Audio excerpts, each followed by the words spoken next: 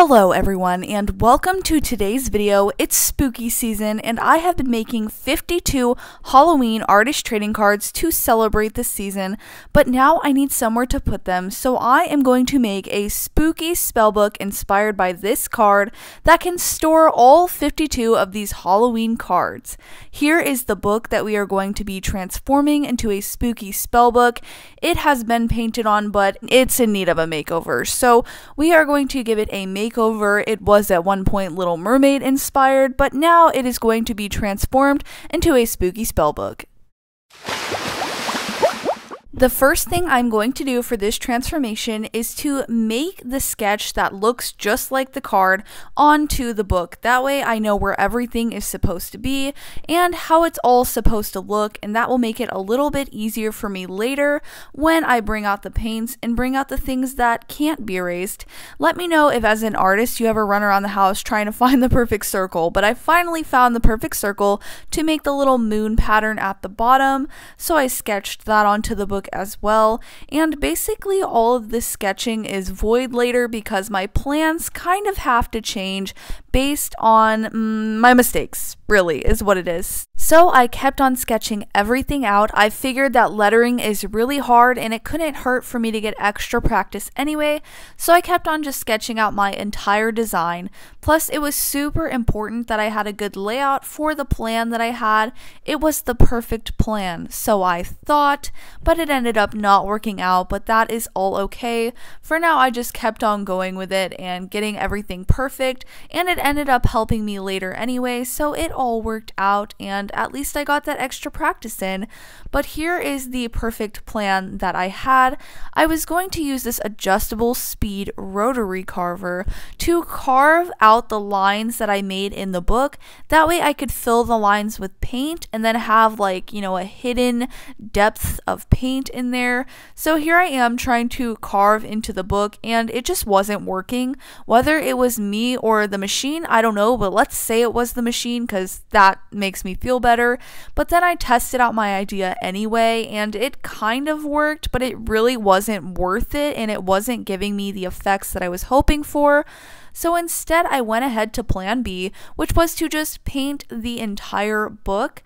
So I ended up sketching out with paint just the lettering and stuff, which seemed kind of void since I have to paint a base color on the whole book before I can add details, but it actually ended up helping me later because you could see the paint through the black because it kind of had some dimension to it, which helped me a lot so I didn't have to replan all of the sketching.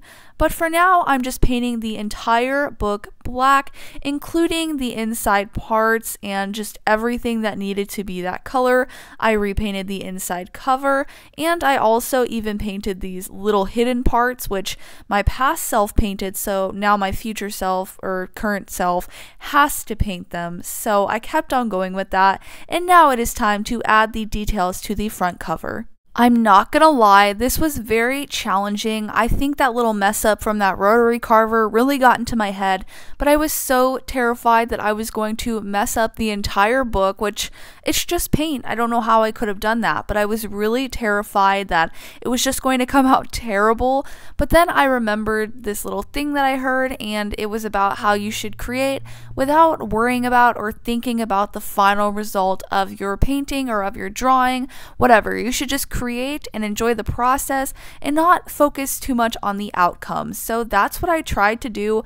I tried to just back up a little bit and take it a little less seriously. So I started off by just sketching out roughly the letters, and now I'm going in and adding some side detail to the book. I decided to add tape and then kind of do this little dot effect. I figured if I did dots instead of lines, it would be okay if they were a little more messed up, because a line you could really tell, but with dots, you know, maybe it's intentional. So that's what I did, and now it's time to do my probably favorite part of the book, which is this little moon design on the front. So I started with the center moon, which is like a full moon, and I added in like little holes and craters into the moon, and it was kind of cool because the blue shows through a little bit, but I think that adds a cool effect to it all. So I was really excited about this part of it, and then I decorated the little side moons as well by giving it a little shading.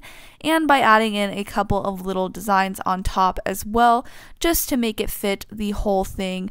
And now it's time to go in and fix the lettering. I have my little rough sketch out, but now I need to go in and correct and emphasize all of the lines.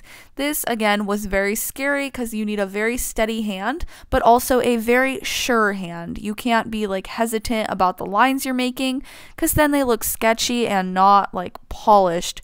So I was really trying to have a steady and sure hand. And now it's time for another one of my favorite parts, which was this little spider web at the top. I decided to also do it in dots as well for the same reason I did the dots on the side. That way, if I messed up, you really couldn't tell as much, and I think that worked to my favor. I really wanted this spellbook to match the card that I made, so I decided to add these little dots on the side that were put in the original sketch just to add some detail and more to look at, and I'm super glad that I added them in because I think it made the biggest difference. And I also added in some stars on the side that are also in the original picture, and I felt like that also helped the book a lot. It was so cool to have some inspiration from the card just right there that I could just do and be sure about, but I did not have inspiration for the side in the back of the book.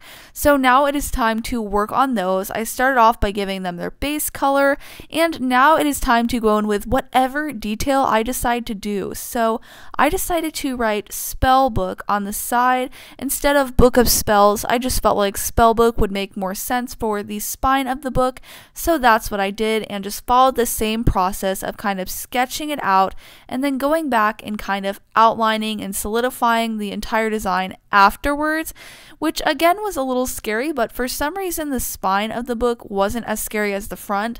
I guess because, you know, it's not the front of the book. You know, you judge a book by its cover. I mean, I know you're not supposed to, but let's be honest, you kind of do. So I was a little nervous about it, but I decided to just kind of be really inspired by the front of the book and add in similar designs. So I added in those dots on the side, and then I added in a spider web coming out of the top. I felt like that would really help, and then I also added in a little moon and a couple of stars to match the front even more, and I think it was a really cohesive design choice, and I'm really excited and proud that I did that. Once I was completed with the side of the book, it was now time to try and tackle the back of the book. I did not have the energy to do something as crazy and detailed as the front, but I decided to speckle it with some stars. I felt like that would still fit the theme and add some detail without being overly complicated and unnecessary. And then it was time to work on the page part of the book. I decided to stick with the original and kind of try and make the pages look gold, but I felt like they needed a definite touch-up, so here I am just going in and fixing all of those little details. I wanted to make them a little brighter, so I layered the gold with this kind of yellow, bright yellow gold color, and here I am putting the gold on top. It's supposed to be metallic, but I honestly didn't feel like it made that big of a difference. To me, it looks virtually the same color, but I tried anyway. And now it is time to fix the inside color. I really liked the red, but I felt like it should be a little darker and a little more spooky of a red. It had some chunks, but I fixed that. And now it is time to smooth out the rough edges and finish the entire book, which is super crazy exciting, and I'm pretty impressed with how it came out. I'll show all 52 cards after this reveal.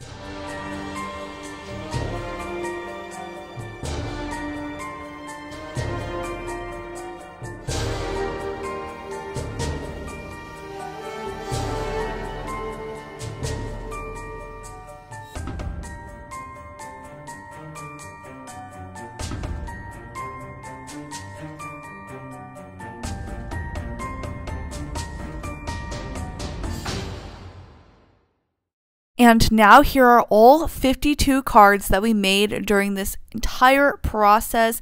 It is insane that I made 52 of them, and it is insane how long it took, but I am so proud of them, and I think they are so cool, especially all together.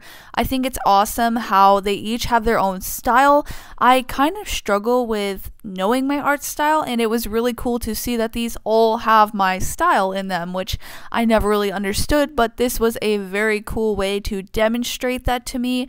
I love all of these cards so much, and I put so much effort into each and every single one, and you guys helped me create these so much. It was so cool to get to do a project together and create these with you guys. Let me know which one is your favorite if you can choose one out of 52, because I would love to know, and let me know why, because I'm definitely curious to hear which one is your favorite and why. Thank you guys so much for helping me with this project, and I hope you enjoy it. Here are all 52 cards laid out side by side so you could see them all together. And I'm so glad that now I have a spooky spellbook to store all of these cards in so they'll be safe forever. Thank you guys so much for watching. I hope you enjoyed this video. Like and subscribe if you haven't already, and I'll see you guys in the next one. Happy Halloween. Bye!